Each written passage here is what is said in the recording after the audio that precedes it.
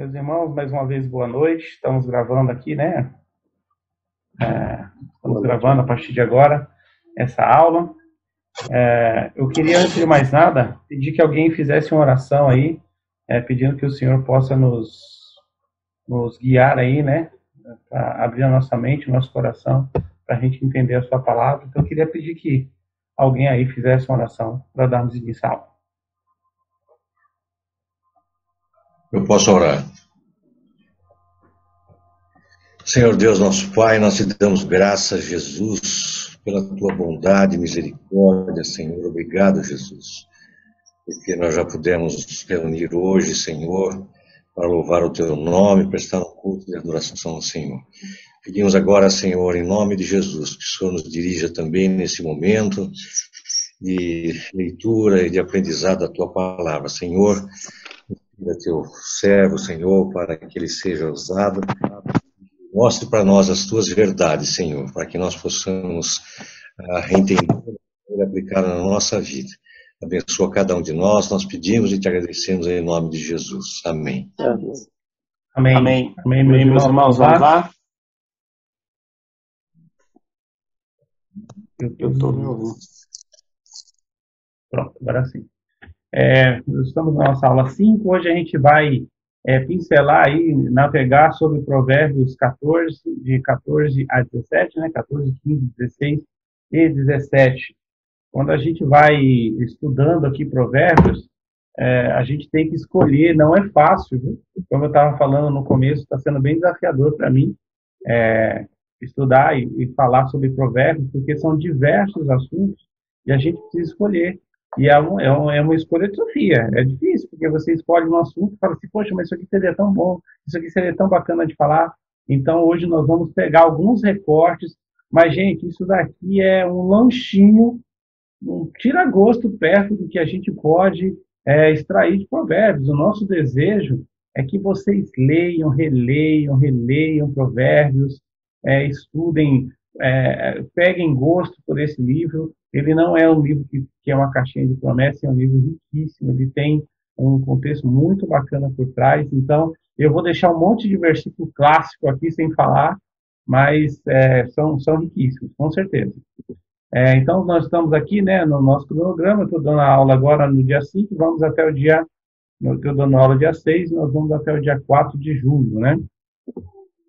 Eu queria falar aqui com vocês, eu coloquei a foto aí do Paulo César, do Grupo Logos. Eu me batizei com 12 anos de idade, em 1994, né, faz um tempinho. E passei a juventude na igreja, e a gente tinha ali os shows, os eventos, né, que a gente ia, e vira e mexe a gente encontrava, tinha aquela vontade de conhecer alguém famoso, né, algum artista de alguma banda que a gente gostava, então... E aí a gente ia nos eventos, né, que esses artistas estavam. E essa foto aí foi uma das únicas vezes que eu encontrei alguém que eu gostava muito, eu gosto muito do Grupo Logos, e que eu não me decepcionei absurdamente, né, com as pessoas. E tanto é que eu parei de ir ver pessoas que eu gostava. Então, se eu gostava da música de uma pessoa, eu não ia no evento que aquela pessoa, que aquela banda estivesse. Isso por quê?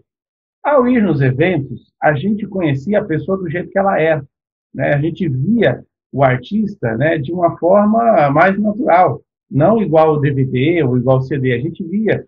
E aí eu me decepcionava, porque você começava a ver o camarada por trás das câmeras, né? E aí eu ficava decepcionado, e eu tinha um problema, eu ainda tenho esse defeito. Se eu me decepciono com a pessoa, eu não consigo mais ouvir a música dela, eu acho que aquela música é falsa. Pô, o cara canta uma coisa, mas ele, quando eu fico sabendo, às vezes a gente fica sabendo, fulano de tal, bebe, o cara bebe. Poxa, como é que eu vou agora ouvir, colocar a música dele lá, se eu agora estou sabendo que o artista bebe, trai a mulher? Então, eu comecei a ter dificuldade, porque toda vez que eu via que a poesia não era a vida do autor lá, eu não conseguia mais gostar. Então, eu falei, olha, eu não quero mais conhecer artista, não quero mais conhecer ninguém que eu goste, para eu continuar apreciando a música do cara. Então, eu coloquei aí uma das únicas experiências boas aí de conhecer, que é o pastor Paulo César do Grupo Logos. Então eu conheci ele e Décio deu um like aí nessa publicação, viu? Foi muito legal. Da Foi um dia época. bacana. É, Nós vamos falar muito bom. disso, Davi. Muito bom. Vamos Muito falar bom. disso Paulo hoje. César é muito bom. O Grupo Logos é espetacular. Já não é grupo mais, é só ele, né? Mas Não, já acabou, eu acho, né? Acho que nem tem ele mais. Mas é bom. continua, ele O autor... continua na ativa. Opa, Ele é firme e vivo forte. ainda? Opa, com Autor da minha certeza, fé. Essa, mano. lógico. Já É foi, desce, só desce, só balançando a cabeça. já foi a esposa, né? Já foi, o grupo não é mais grupo, né? Mas ele continua firme e forte. Estava em Ilha de Marajó. Estava lá na Ilha de Marajó, né? Então, o problema por que eu estou trazendo isso? Porque hoje nós vamos falar sobre provérbios e a gente vai falar em diversos assuntos. O Salomão é autoridade lá em provérbios, né? Diversos temas, ele é uma autoridade. Mas o de hoje vai ser um pouco difícil, porque hoje nós vamos trazer a temática família que está presente no livro de provérbios.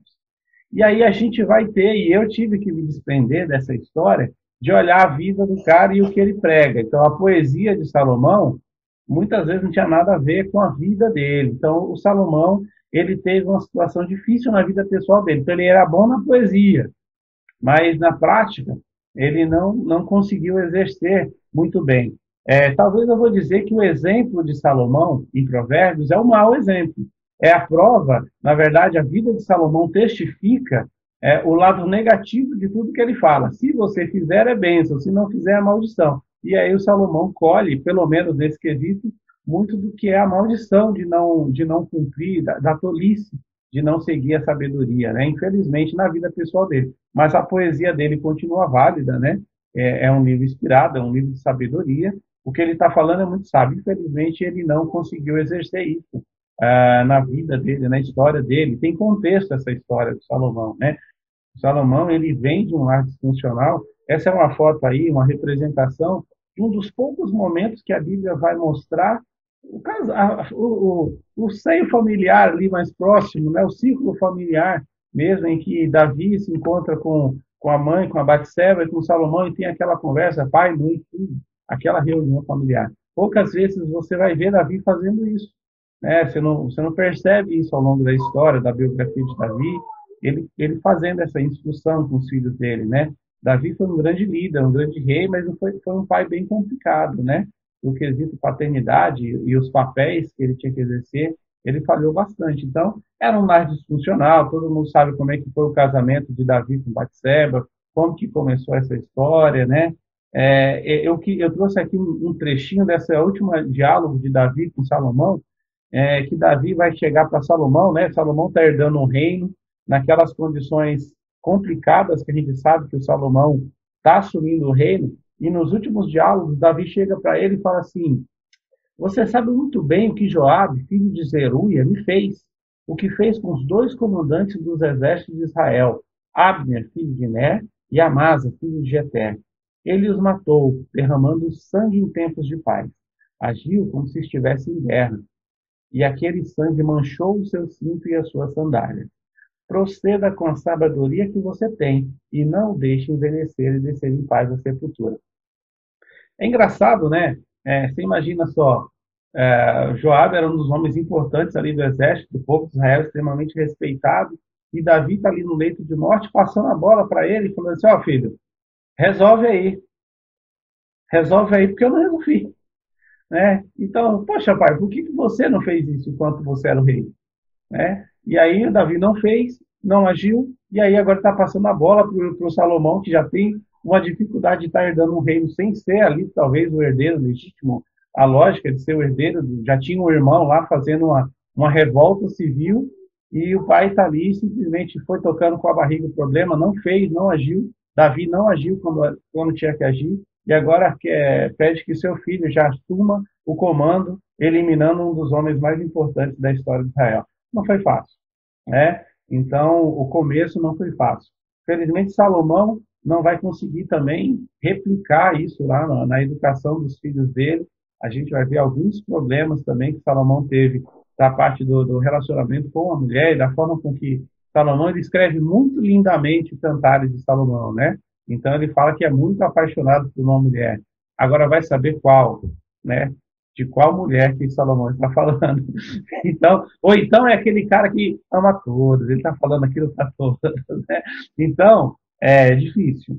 E aí, eu não gosto muito de polêmica, mas a gente não vai fugir delas aqui, se precisar. Nós não estamos falando aqui que o que está acontecendo é uma questão de maldição hereditária. Eu não creio nisso. Particularmente, eu não creio, né? Não faz parte da doutrina batista crer em maldição hereditária. A gente crê que o indivíduo é responsável pelo que faz, pelo que pensa, por suas atitudes. Faz parte dos princípios batistas, o livre pensamento do indivíduo. Então, o que está acontecendo aqui com a família, muitas pessoas vão dizer que foi uma maldição que foi lançada a Davi em virtude do pecado que ele cometeu com Batseba, né? Quando o profeta fala, a espada nunca se apartará da sua casa. Eu não enxergo como uma maldição hereditária, mas sim como consequência de um pai que não instruiu o filho, e isso foi se perpetuando, e todos eles erraram, e todos eles colheram o fruto dos seus erros. E a gente vai ter que ultrapassar isso agora, né? Na hora de estudar provérbios. Então a gente vai deixar de olhar para a vida e para o exemplo de Salomão e vai olhar exclusivamente para o texto e aquilo que o texto tem a dizer para nós. Provérbios, ele é um livro para jovens, a gente já falou sobre isso, né? É um livro voltado para a formação principalmente dos jovens, não que ele não sirva para qualquer um, mas ele é um livro de instrução para aquela pessoa que está começando uma vida, uma carreira, mas ele era também exclusivamente, assim, ele foi pensado também para as próximas lideranças do povo de Israel. Salomão estava projetando e preparando os próximos líderes políticos, militares, religiosos, e aí a gente vai ver que ele coloca em diversos textos, eu estou fazendo um recorte desses 4 capítulos de Provérbios hoje, mas, na verdade, isso está espalhado no livro inteiro de Provérbios, a importância que ele dá para a família e como ele coloca cada papel dentro no seu devido lugar para estruturar a família. E não só do ponto de vista sentimental, psicológico, da base psicológica, amorosa e afetiva que a família traz, mas sim como a base da liderança mesmo, a base sólida para que uma pessoa possa ser bom líder, para que possa haver uma boa instituição, uma boa igreja, um bom país, um bom reinado, a família precisa estar estruturada, né? A gente percebe em diversas questões, diversos problemas políticos que vários países sofrem, eles estão diretamente ligados à disfunção na família. Então, a família aqui, você percebe que não tem uma abordagem afetiva da família, é uma abordagem direta e objetiva do filho que tem que obedecer ao pai, do pai que tem que aplicar disciplina, enfim, ele vai colocando cada coisa no seu lugar, porque isso era importante para o futuro de Israel. E, de verdade, ele tinha toda a razão, né? Essa disfunção familiar vai causar ruína mesmo do reinado, né? Então, não é só por uma questão sentimental e afetiva, é importante para a estrutura do país, né? E da nação de Israel. Então, na aula de hoje, a gente vai conversar sobre alguns papéis, definindo melhor alguns papéis, não todos, né? Não temos como em alguns minutos aqui a gente destrinchar o tema família. Família daria aulas e aulas e aulas de escola bíblica dominical, né? Cada um dos papéis que nós vamos falar hoje daria muito, muito tempo para a gente conversar. Mas eu quero trazer para vocês aqui um destaque de como que esses elementos aparecem no texto que nós vamos ver, nós vamos discorrer, e de como que a gente faz um paralelo disso que o texto fala com o que acontece hoje em nossa sociedade e o que nós estamos colhendo por cumprir ou não isso que Provérbios fala. Para que nem passe pela nossa cabeça de que Provérbios é um livro escrito em outra época, né? Alguns, isso aí são livros escritos em outro tempo, em outra época. E é verdade, foi escrito em outro tempo, em outra época, outro contexto, mas extremamente aplicável ainda para os dias de hoje. Nós vamos fazer, falando de papéis antes disso, eu queria trazer aqui uma imagem que é de um texto do Machado de Assis, que se chama Linha e Agulha, para a gente definir o que é papel, quais são os papéis de cada um dentro da família. Essa historinha vai falar de uma discussão entre a agulha e a linha. E elas estão discutindo qual delas é mais importante para o vestido. E aí a agulha fala, olha, eu que costuro, né? Eu que furo o tecido e eu que faço tudo acontecer. E a linha fala, não, você só fura. Quem costura sou eu que faço aí a junção. E aí elas ficam discutindo qual o papel mais importante. No final das contas, quem vai para a festa é o vestido, com a linha, e a agulha é colocada dentro de uma caixinha lá e ela não vai para lugar nenhum. E aí eu, né, sem querer aprofundar aí no texto do Machado de Assis, mas a gente vê que é uma discussão tola, né? Não há que se definir qual é mais importante, a agulha que fura, mas fica numa caixinha lá, ou a linha que realmente vai junto com o vestido para a festa. São papéis diferentes, né? São importâncias diferentes, que são, não vivem um sem o outro, né? Então a gente precisa definir e colocar isso no seu devido lugar. Então, nós vamos ter 3 grupos, né? Aí eu vou pedir para o Davi me ajudar. Nós vamos ter 10 minutos. Oi? Ah, beleza. Nós vamos ter aí, deixa eu ver que horas são. Não são perguntas tão complexas e aprofundadas como as que o Davi fez na aula dele, né? Então, acho que a gente não vai precisar de tanto tempo assim. Eu acredito que uns 10 minutos já dá para a gente fazer a discussão e depois que voltar dessa divisão, aí cada grupo fale aí em 5 minutos as suas impressões e aquilo que acha, e depois a gente faz um apanhado geral, um fechamento geral desse tema aí, né? Como eu falei, é muita coisa, não é para a gente zerar tudo hoje, é só para a gente realmente dar uma pincelada. Então, no grupo 1, eu vou pedir para a Rosângela aí, e não é à toa, vou pedir que a Rosângela fique com esse grupo, a gente vai falar do papel da mulher, né? Como que o texto vai falar da mulher, não é só esse texto, tem muitos outros textos que vai falar da mulher, então vocês fiquem à vontade para trazer outros textos bíblicos que abordem o tema. E aí essas perguntas não precisa responder uma por uma, assim, como se fosse uma prova, não. É só para guiar a discussão. Vocês podem criar aí uma ideia central. Você acha que a Bíblia é machista, né? A Bíblia, a forma com que Deus lida com a mulher é uma forma machista? Tem grupo aí que fala que Deus é mulher, que Deus é homem, que é um machismo. Então, assim, como que vocês enxergam isso? O feminismo atual, esse movimento feminista atual, ele coloca a mulher no lugar que Deus planejou para ela, né? Qual é o papel da mulher na família, conforme Provérbios? Estou colocando aí alguns textos, que são os textos dos capítulos que a gente está conversando hoje, né? Mas e outros exemplos bíblicos aí, acho que dá para a gente conversar bastante sobre essa questão aí do papel da mulher. O segundo grupo, que eu vou pedir para o mestre Davi cuidar, vai falar sobre a disciplina. Como a disciplina é tratada e encarada hoje. Qual o papel do pai e da mãe na disciplina familiar? E como o Provérbios enxerga a disciplina. Disciplina, eu acho que vai estar bem concentrada no capítulo 15 de Provérbios. Mas como o tempo é curto, talvez não precisa ler o capítulo inteiro aí durante o grupo de discussão, porque eu acho que realmente toma um tempo, né? A ideia é que vocês leiam antes, leiam durante a semana aí, para já chegar com o texto lido aqui na aula, facilita bastante. E aí tem aqui os textos básicos. E o terceiro grupo que eu vou ficar, eu decidi ficar com esse grupo porque meu cabelo é branco. E o meu cabelo é branco, gente, desde os 16 anos de idade. E eu gosto do grupo Logos, eu gosto do Vencedores por Cristo, tá? Então, pessoal, eu acho que eu vou me enquadrar nesse grupo aí, né? Qual é o papel da terceira idade? Dos avós, na família, né? Vamos falar dos avós, sim, mas não só do avô, mas da pessoa mais idosa, né? Mais experiente. Então, como o idoso tem participado da formação familiar e como que isso tem acontecido, né? A sociedade atual honra o idoso? Tem honrado? Como Provérbios enxerga esse idoso? E aí tem alguns textos aí, coloquei um texto aí que não é de Provérbios também, para nortear, mas não precisa seguir somente esses textos, para falar realmente do papel do idoso. Então é isso, vamos dividir. Deu aí, Davi?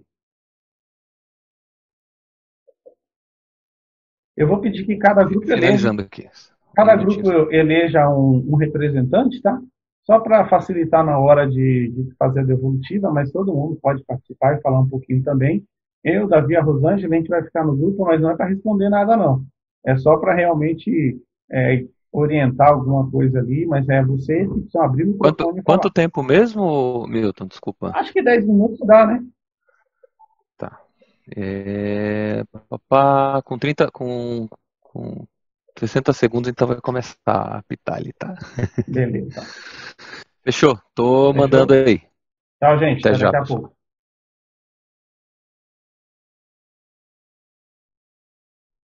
Ô, professor, mais tempo aí, hein, professor? Ô, professor. Foi pouco Ô, tempo? professor. Eles roubaram tempo aí, meu.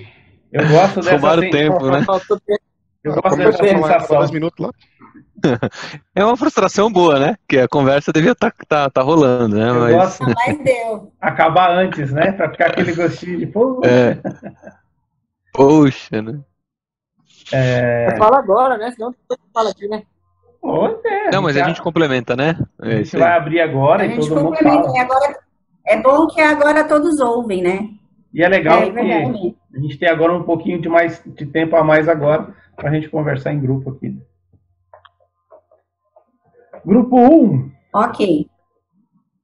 Então, nosso grupo, a Silvia é nossa representante, né? Eu vou ajudá-la aqui com as perguntas. Você quer que eu ajude com as perguntas, né? Sim, quero. Bom, a nossa primeira pergunta é: você acha que a Bíblia e a forma com que Deus lida com a mulher é machista? Então, a gente aqui dialogando, né, servindo como um rumo para o assunto, né, a gente entendeu que, afirmou que Deus, ele não lida como machismo, né, que para Deus, ele reserva um lugar para a mulher, um lugar especial. Eu vejo que de uma forma muito carinhosa, né, ela é a mulher que ora, é a mulher que é ajudadora, né, é a mulher que provê o complemento, né, para o homem. Então, assim, Deus coloca o homem no lugar, mas se ele se não fosse tão importante a mulher, ele não teria criado, né? Então eu vejo que a gente viu que resumiu dessa forma para esse primeiro ponto, né? Esse primeiro tópico. Aí no outro tópico, acho que eu me lembro um pouco, Rosângela, é sobre o feminismo. O feminismo que é ditado hoje. Então, a gente entende que o feminismo, ele dá uma distorção, né? Até no nosso pensamento mesmo. Né, a gente que não está ali ligado com o Espírito, ligado com a Bíblia, com os ensinamentos, o mundo dita coisas que ele distorce, ele quer igualar, né, o homem com a mulher. E não é assim, né? Cada um tem o seu devido papel que foi criado por Deus, né? Aí seria esse fato. Então, o feminismo, ele quer colocar na gente, de qualquer forma, que tem que existir, que tem que ser direitos iguais. Não significa, não é de direitos, né? É de cada um exercer o seu papel. A gente viu dessa forma. Vai concordar, né? Está tudo ok. E o outro é qual o papel da mulher na família conforme Provérbios? Provérbios, como a gente tem visto, né, que eles são conselhos, né, ensinamentos, que se a gente seguir, a gente vai ter, não significa o exato sucesso, mas é aquela direção que a gente tem, né? E a gente vê que em Provérbios ele também fala sobre o papel, né? Deus estabeleceu que a mulher ela viesse trazer o que? O complemento, construir, edificar, né, dentro de uma família, no contexto de complementar o seu lar, né? Então, é um papel muito fundamental e Deus deu cada um o seu. Então, eu vejo dessa forma que a construção traz a mulher com a sabedoria, ela vai trazer a construção de um lar edificado, né? Complementa, ajuda o marido e para que tudo vá bem, né? Então, Deus deu esse papel, que é o papel fundamental da mulher. Não podemos distorcer, que é o que o mundo está querendo, que a gente acredite que a mulher tem que ser igual, e a gente sabe que não foi assim que Deus estabeleceu, né? Eu acredito que é isso, finalizando. Pode complementar, Rosângela. Olha, eu anotei algumas coisas que eles falaram, todos contribuíram, né? E eu gostei muito de uma frase que, agora eu não vou lembrar quem falou, mas assim, a interpretação correta da Bíblia, ela eleva a mulher e não diminui. Né? Porque aí acho que foi até o Darcy que falou, porque Deus, desde o início, Deus já estabeleceu os papéis de maneira perfeita. E Provérbios vem ressaltar isso. E foi isso, né, gente? Foi. É isso. Alguém quer falar mais? Darcy? Falei direitinho? Mas foi isso. Entramos aí num Posso complementar? E concordamos com tudo aí. Posso complementar sobre o feminismo? Claro, querida, pode complementar. Eu queria complementar que eu acho que as pessoas disturpam algumas coisas, né? As pessoas que não conhecem Cristo, é claro, né? E eu penso que o feminismo seria muito bom para a mulher, desde que ele fosse usado de uma maneira correta. Por exemplo, uma mulher que trabalha dentro de uma multinacional, ela é bem-sucedida, uma pessoa que tem o potencial de estar num cargo de diretora e ganhar muito menos que um homem, porque isso é uma coisa que acontece na nossa sociedade, infelizmente, eu acho que isso sim é uma coisa que a mulher poderia lutar e dizer que era como um feminismo. Agora, esse feminismo que a mulher quer lutar aqui, o fulano fica com 10 mulheres e ela também pode, porque ela tem direitos, eu acho que isso é uma coisa que disturba o feminismo, que emburrece a mulher, que é triste, né? Eu acho que o feminismo seria muito mais adequado se as pessoas pensassem desta maneira, né? Buscando esse tipo de relação, se igualar ao homem nestas questões, né? Porque uma mulher que tem capacidade de trabalhar numa multinacional e ser diretora poderia ganhar a mesma coisa que um homem. Então é nessa questão que eu acho que o feminismo está errado. Legal, é lutar por causas justas, né? Que tem a ver com capacidades e não com gênero. Esse tipo. Exatamente. E eu acredito que se o movimento feminista estudasse a Bíblia, ia utilizá-la para defender a mulher, né? Porque se você lê Provérbios 31, que caiu comigo, gente, eu sou fã de mulher. Eu sou fã de mulher. Eu falo, eu sou filho de uma mulher, eu sou casado com um e sou pai de uma mulher. Eu sou fã, assim, eu acho sensacional. Eu não vejo a menor lógica dessa questão de diminuir a mulher. Eu até brinco com a minha esposa e falo assim, olha, se vocês descobrirem, nós estamos perdidos. Se vocês descobrirem o potencial, nós estamos perdidos, né?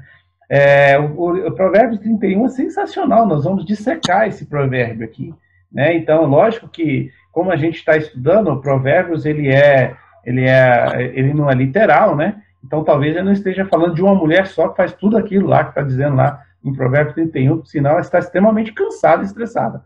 Mas você vai ver como que o autor vai dizendo quais são as capacidades e todos os locais que uma mulher pode estar, né? Agora, isso não quer dizer deturpar o seu papel e a sua colocação dentro da sociedade, esvaziar o homem do papel dele, porque é essa inversão que tem acontecido. Para elevar a mulher, esvazia o papel do homem, inverte, e aí tudo fica disfuncional. A mulher não vai fazer bem o papel do homem, o homem não faz, aí, por consequência, o homem começa a se omitir, também não faz, e não assume o papel que ele tem que assumir dentro da família. Aí está tudo perdido. E aí, esse problema, essa disfunção, ela está lá no Éden.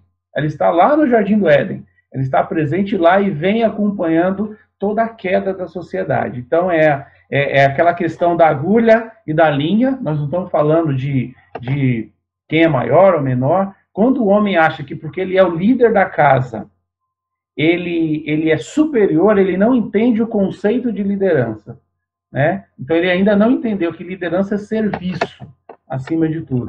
Então, quando esse homem vai lá para o Novo Testamento, que vai dizer, olha, marido, ame a sua esposa como Cristo amou a sua igreja, entregando a sua vida por ela. Então, quando o homem entende esse conceito de liderança, que é para isso, olha, eu sou líder desse lá porque se precisar morrer por ele, se precisar fazer tudo o que for preciso para que esse telhado não desabe, eu estou aqui, eu vou ficar aqui, não vou deixar isso acontecer. Então, essa é a questão do papel, né? Então, Provérbios sim, e Provérbios, dentro do cânon hebraico, a gente vai perceber que Provérbios ele é antes de Ruth.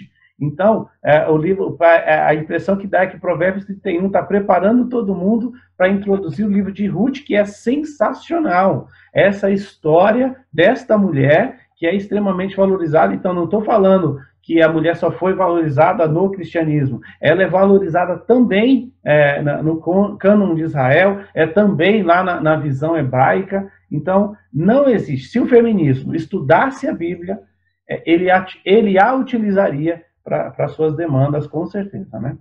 Posso fazer um complemento rápido? Doutor. Tudo que... Aí é uma dica, tá, gente? Tudo que vocês verem ismo, né? feminismo, capitalismo, socialismo,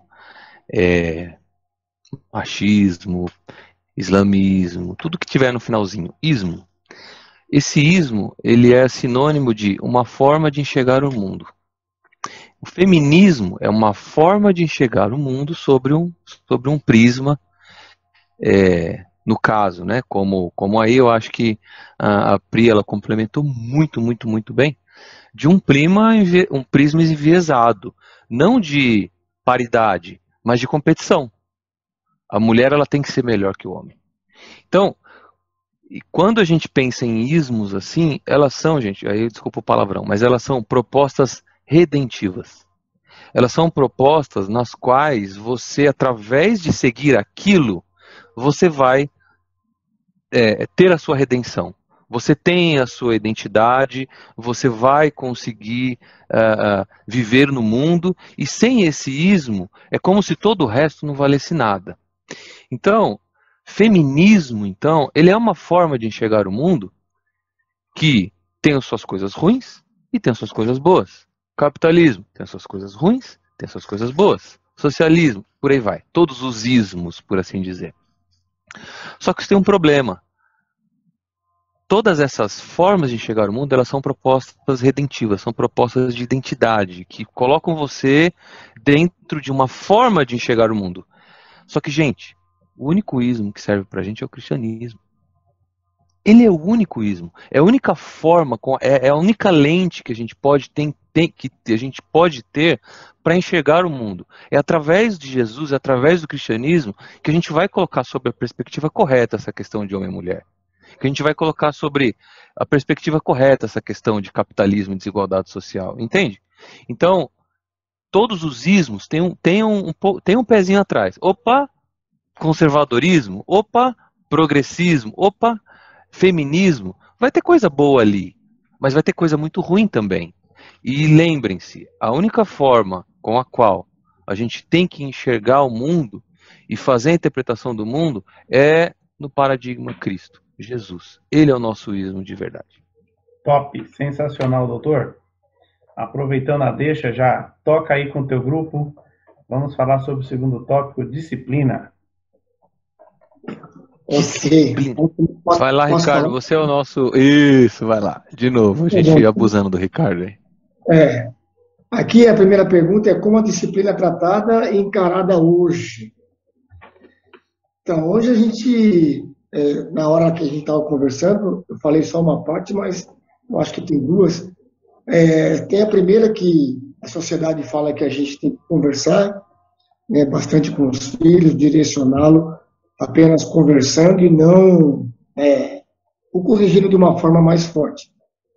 E tem a outra parte também que eu não falei, que tem a parte também daqueles pais que chegam a espancar mesmo, né? Bater, judiar da criança com uma disciplina muito rígida demais, a ponto de ficar marcado e ferir o menino e essas coisas todas. Então, eu acho que hoje a disciplina é bem frouxa, totalmente diferente do que a Bíblia ensina.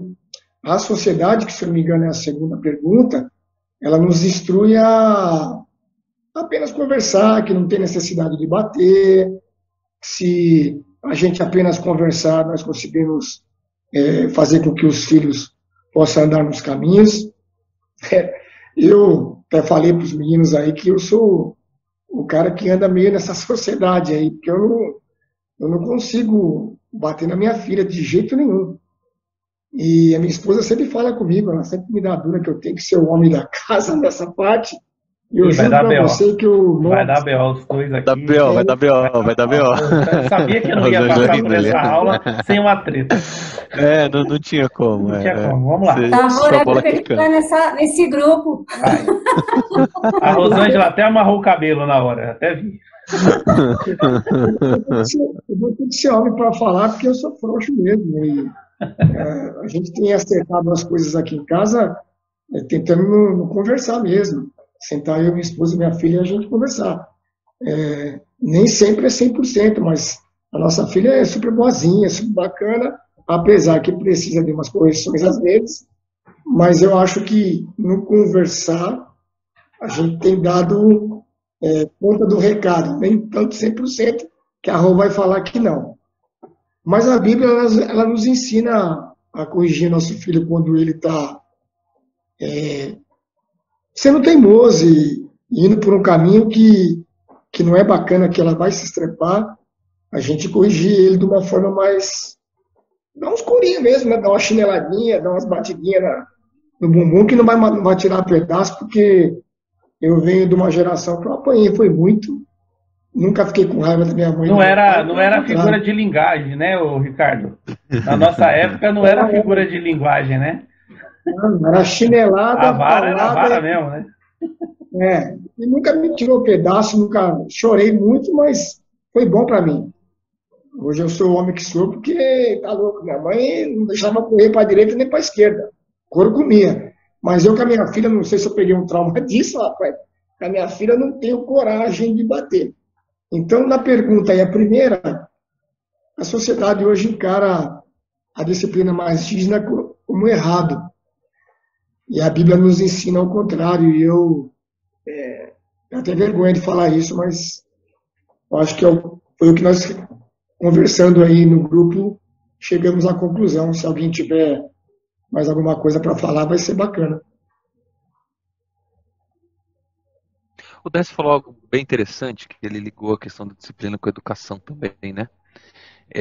O filho, para ele ser disciplinado, o Décio me ajuda aí, ele precisa minimamente ter passado por um processo de educação, né, Décio? Então, é meio óbvio, mas e educado a trabalho, né? Educado a trabalho.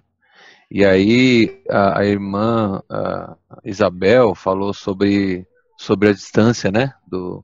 Que às vezes os pais trabalhando tudo e tal, e não fazem ali, não cumprem aquele papel, né, irmã?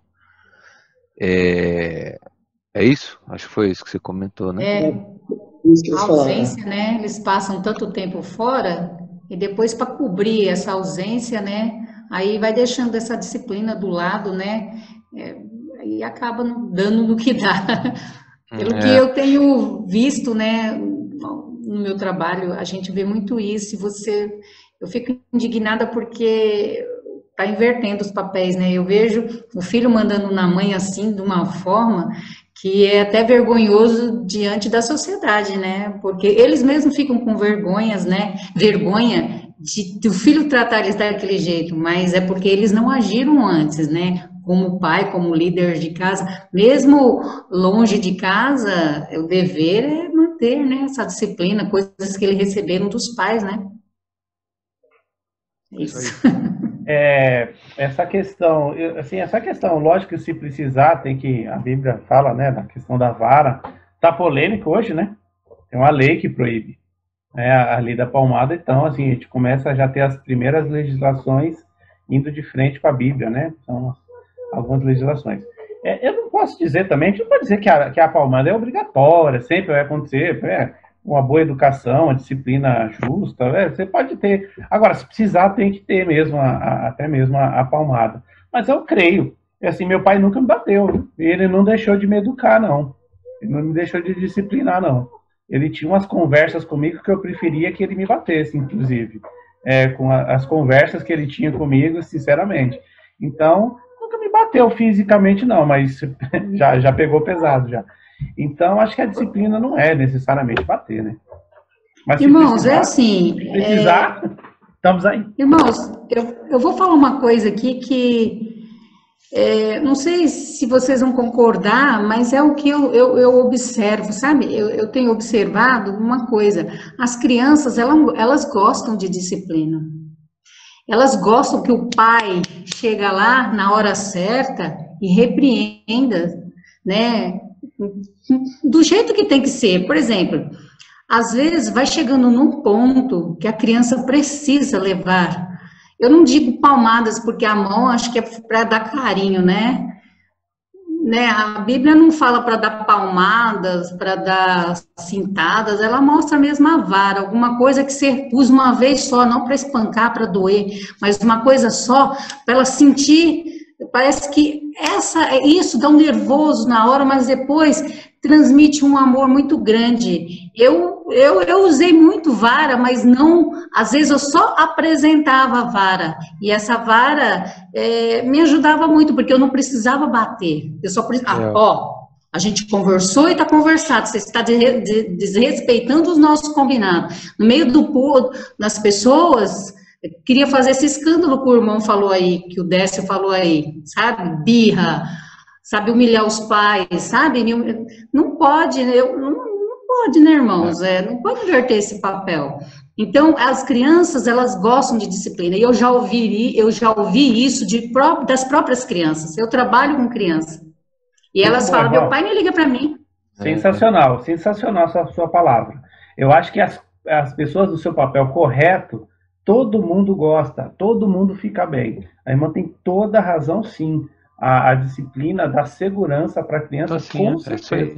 É isso aí. Com certeza. Até porque uma criança se matando, se jogando, berrando ali no meio do supermercado, você vai abaixar. Ô, meu filho, não faz. Eu não sei, eu acho que e sem contar, não vai dar. Vai sair dessa situação, né, Davi? Os pais saírem dessa situação, até contornar essa situação, já... O cara já está envergonhado, ele já perdeu a autoridade. Perdeu a moral, né? Entendeu? O que ele não pode é deixar acontecer. Uma vez que aconteceu, meu amigo, puxa vida. E eu acho que só para encerrar... Posso falar? Oi, fala, quem é? Só uma. Ricardo. Eu acredito que... eu vou pegar o Ricardo. Não, brincadeira. Muito legal esse assunto. E também, assim, o importante aí é a gente encontrar um equilíbrio da disciplina que a Bíblia ensina, que é amorosa, né? Sim. Porque, como o Ricardo falou, às vezes extrapola porque... quer fazer na ira, no momento errado, da maneira errada. Então, acho que esse é o maior cuidado que nós temos que ter. É muito difícil você esperar se acalmar, segurar a ira, né? Depois ir lá e disciplinar, né? Esses dias eu estava conversando com a Amanda e ela, foram, assim, pouquíssimas vezes que precisou disso, mas ela lembra que foi um dia que eu disciplinei ela e depois eu primeiro falei porque eu tinha já conversado e ensinado. Ela era bem pequenininha e ela cometeu o delito e ela precisou de uma disciplina e depois a gente conversou e eu orei com ela e ela lembra disso, né? E ela estava comentando de uma amiguinha que a mãe bateu nela com um cabo de vassoura nas costas e até hoje ela sente muita mágoa da mãe, né? É agressão, né, gente? Então, é uma agressão, é o que o Ricardo estava falando, né? Então, só a sabedoria de Deus mesmo para nos orientar, o Espírito Santo de Deus, para nos trazer esse equilíbrio, né? E essa maneira correta de disciplinar conforme a Bíblia fala, né? Você veja a riqueza de Provérbios. Essa situação de esperar acalmar para conversar com o filho, eu sempre usei isso. Eu sempre usei isso com as minhas filhas. Eu sempre, antes de sair de casa, isso desde pequenininha, eu digo isso com 1 ano e meio, 2 aninhos, elas já entendiam muita coisa. Falava, vai ser assim, assim, assim, tá bom? Na igreja é assim, assim que vamos proceder, tá? Todo mundo combinava, todo mundo entendia, quando chegava lá, eu sentia um desafio, elas me desafiavam para ver se era isso mesmo. Eu não fazia nada, eu falei assim, quando a gente chegar em casa, a gente conversa. Eu chegava já em casa de mais calma, mas eu lembrava do que eu tinha dito, eu falei, vamos conversar, você lembra que a mamãe falou isso e isso? Ela já falava assim, eu lembro, mamãe, desculpa, porque elas já sabiam. E aí, eu sempre falava, eu nunca tirava o meu combinado, eu falei, eu combinei isso e vai ser isso. Doía no meu coração, irmã. Mas eu lembro, eu lia Provérbios, eu já falei para os irmãos aqui que eu criei minhas filhas ali com Provérbios e eu posso dizer para vocês que eu não me arrependo, porque eu nunca fiz nada na ira, eu só fazia tudo dentro com amor. E isso que a irmã falou, irmã Rosângela, orar, eu orava com elas. E antes de orar, eu falava assim, sabe por que a mamãe está fazendo isso? Era sempre assim, porque a mamãe te ama muito. E vamos orar ao Papai do Céu, parece que aquela raiva, que eles ficam realmente com raiva, com ódio, que eu sentia isso dos meus pais, mas depois eu ficava um dengo com meus pais. E elas ficavam do mesmo jeito comigo, aquele dengo, eu falava assim, olha, aplacou a ira e veio o amor da correção. Sabe, irmãos, eu não sei se eu estou falando certo, mas foi assim que eu criei minhas filhas. E deu certo, né? Deu certo. Graças Uma a Deus dica por aqui, isso. olha. Deu certo. A dica das 3 palmadinhas, para encerrar, tá? Deus é amor. 3 palmadinhas. Olha, gente, é assim, Vai dar mais um monstro, vai dar mais uns 15. É assim, a Bíblia é o manual. Seguiu, vai dar certo, entendeu? Então, o Provérbios está falando da vergonha dos pais, que a irmã falou, o pai fica com vergonha. Tá lá, Provérbios fala disso. Fala que é tudo amor. A disciplina é amor. É tudo, o fim é o amor, é a correção, é isso. Não, se for fora disso, é espancamento. Né? Então, é amor. O objetivo é amor. E fala da vara também, né? Então, de vez em quando, vai precisar da vara também. Agora, só para finalizar esse ponto, só para marcar que é o pai e a mãe. Provérbios sempre fala pai, mãe, pai, mãe. Então não dá para só um, né? Não dá para ser aquela história do policial bom e policial mau, né? Já viu essa história, né? Então a mãe senta o rei e o pai é o legal. Fala, vem cá, vai. E dá aquele abraço.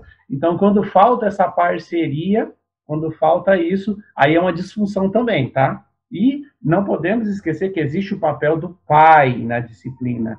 E Provérbios chama muito pai para esta responsabilidade. Então, é um excesso, também joga isso para a mãe, e fala, a mãe resolve. Isso está errado. Isso nem era, nem sempre foi assim, né? Antigamente era o pai que disciplinava.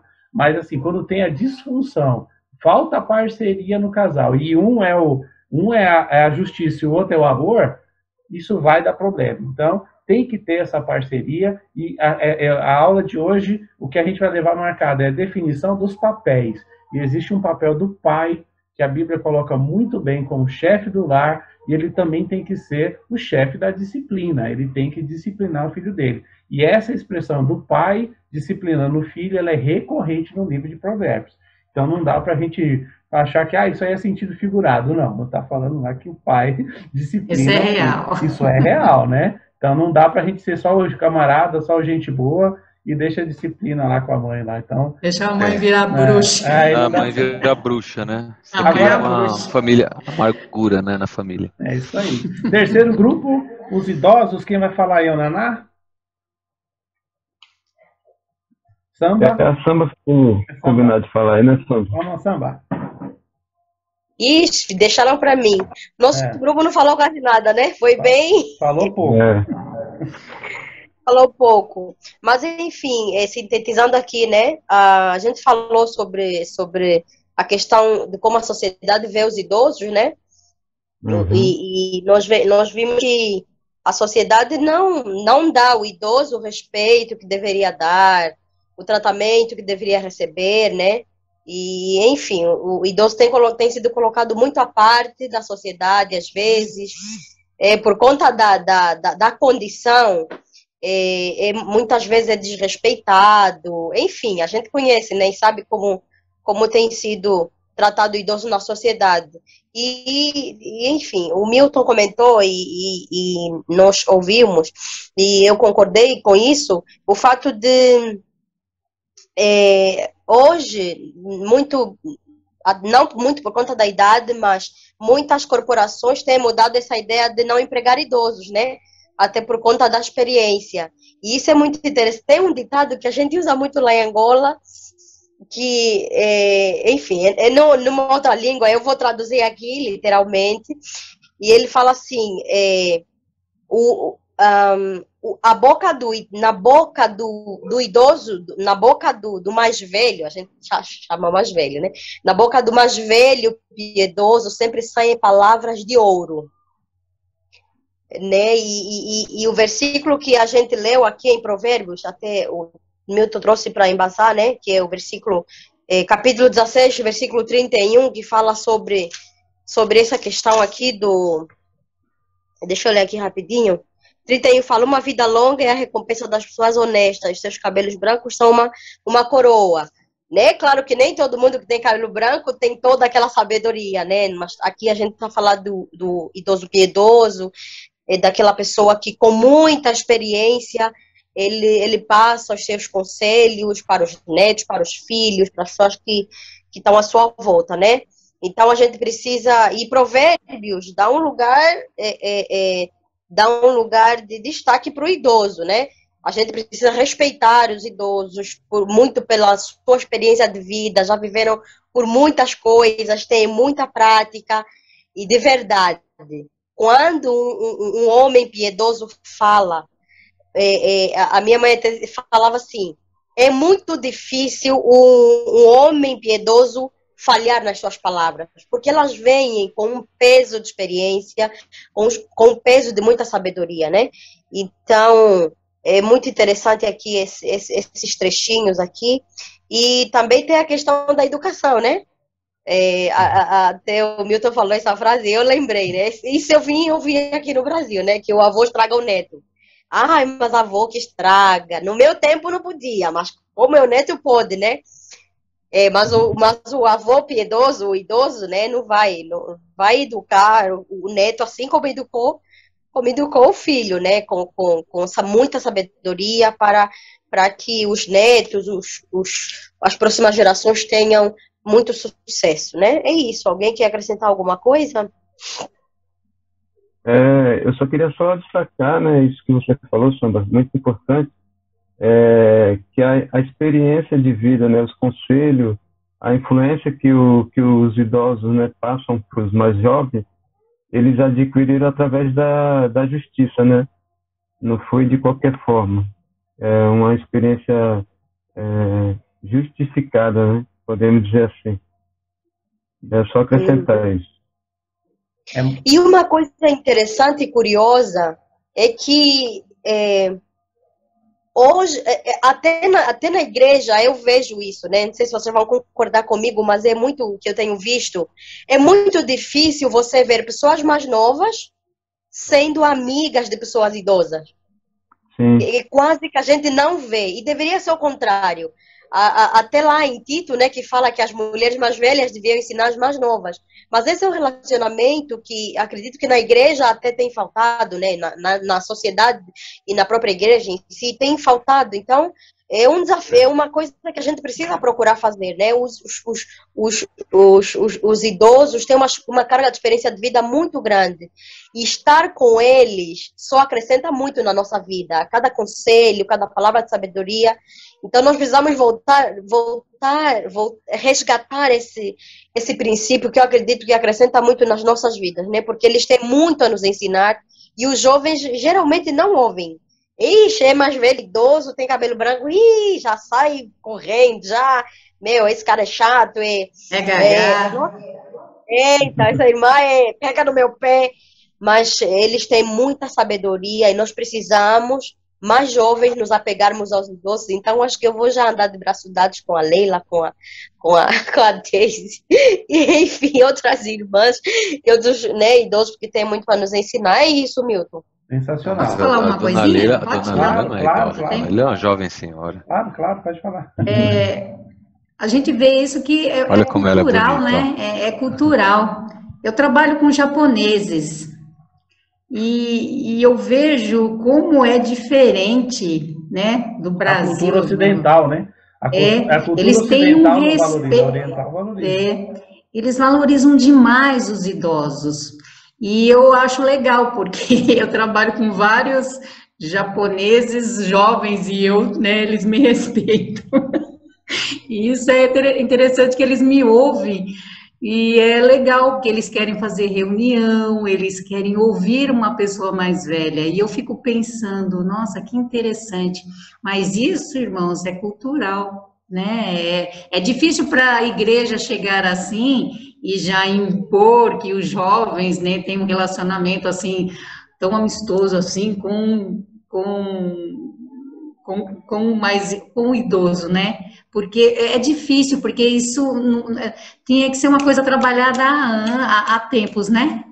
Então, assim, de cara, não vai ser fácil trazer essa cultura para o Brasil, né? Mas não podemos deixar, né? Vamos sempre apresentar. Mas que na cultura japonesa isso é muito tranquilo, sabe? Então é muito gostoso ver esse relacionamento dos idosos lá. Você precisa de ver o respeito que é, né, dos idosos. Eu vou só falar uma coisinha. Eu tenho um contato com muitos japoneses, então agora não, que eu já estou mais, né, mais para lá da curva. Mas quando eu comecei, eles se impõem naturalmente, os idosos. Eles chegam assumindo o seu lugar de linha de frente, eles assumem assim tranquilamente. Eu não estava acostumada com isso, senti um baque, sabe? Eu achava isso uma falta de respeito. Eu falei, nossa, que desrespeito, passou na minha frente. Mas não, é cultural, é incrível isso. Depois, com o tempo que eu comecei a entender isso. Mas você vê como é que é forte?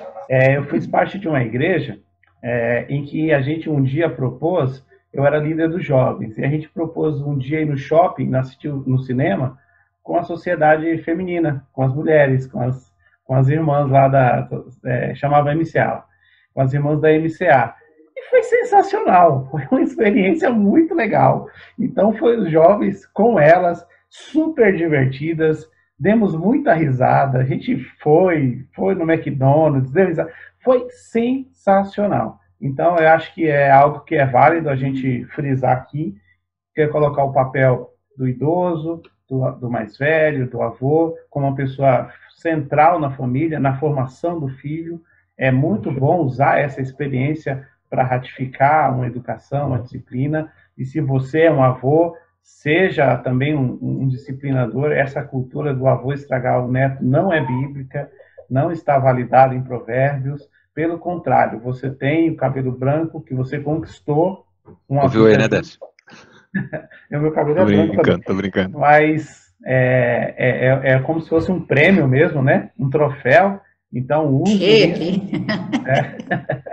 eu acho que a gente tem que usar e abusar da experiência do mais velho. Não tem problema nenhum pedir um conselho depois de casado, depois de muitos anos de casado. Não tem problema nenhum ligar, pedir um conselho, ouvir daquele que já viveu. Eu acho engraçado que a gente achou que essa pandemia ia apavorar os idosos, né? E eu acho muito legal, a gente ouve histórias de idosos falando assim, não, esse idoso já passou por passou por 2 guerras, já passou por não sei o quê. Então, verdade. Na verdade, quem está apavorado são os jovens, né? São os jovens. O mais idoso olha e fala assim, essa não é a primeira, eu já vi muita coisa acontecer, calma. E eu tenho visto muita gente mais velha acalmando os mais jovens, falando, calma, não é assim também. Então, verdade. A gente achou que quem ia se apavorar era a terceira idade, e a terceira idade está lá plena, né? Está lá tranquila. Mas, gente, olha, foi muito rica esse lanche que a gente fez em Provérbios. Foi um tira-gosto de algumas pinceladas aí, mas dá para ver a riqueza desse livro e de como ele tem muito para fortalecer as nossas famílias, né? Mais alguém tem uma palavra? Deixa eu fazer um comentário rapidinho aqui. O Milton comentou aí, em algum momento, que o Provérbios foi escrito, né, prioritariamente para jovens, né, como orientações. E eu entendo que os idosos, principalmente aqueles que têm, né, que seguem a Cristo, que têm essa sabedoria, é um provérbio vivo, vamos dizer assim. É um exemplo vivo de pessoa que tem sabedoria, que tem as orientações e que pode passar isso para os jovens. Então, o que a Samba comentou, e acho que mais alguém comentou aí, se realmente os jovens dessem mais ouvido para os idosos, eu acho que eles dariam bem melhor, né? Porque a gente vê muito aí jovem quebrando a cara porque eles querem experimentar com suas próprias forças, né? Então, um idoso dá um conselho, a pessoa dá um conselho, mas eles não querem. Então, fazendo um paradoxo aí do idoso que tem essa sabedoria, ele é como se fosse um provérbio vivo na vida das pessoas aí, né? Então, se os jovens dessem essa importância para os idosos, com certeza eles teriam bem mais sucesso. Como nós falamos aí, né? Não é garantido, né? A Bíblia não está dizendo que se você fizer isso, você vai ter essa garantia disso, mas os conselhos são muito bem-vindos. E um conselho de uma pessoa sábia que tem essa sabedoria, realmente faria muita diferença. Sensacional, meus irmãos. Obrigado pela aula. Posso falar? Oi? Posso falar? Quem? Ana Maria, pode falar, claro.